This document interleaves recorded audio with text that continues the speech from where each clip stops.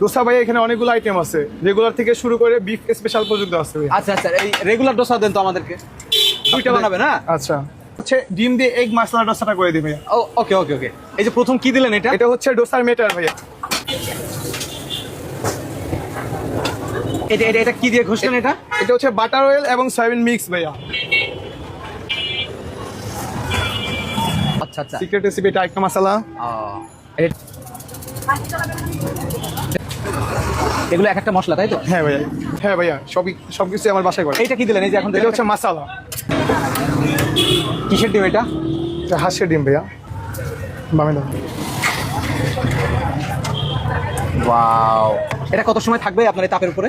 এটা আমার সর্বোচ্চ 1 থেকে 1.5 মিনিট সময় লাগে ভাইয়া, যেহেতু ডিম ডোসাটা এটা সেদ্ধ করতে একটু সময় লাগে, আর যেটা রেগুলার ডোসা ওটা সর্বোচ্চ 45 সেকেন্ড সময় লাগে।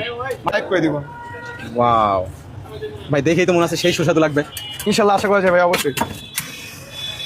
বাসায় ভাবিরা এরকম তৈরি করে খাওয়ান তো? ভালো লাগছে দেখতে।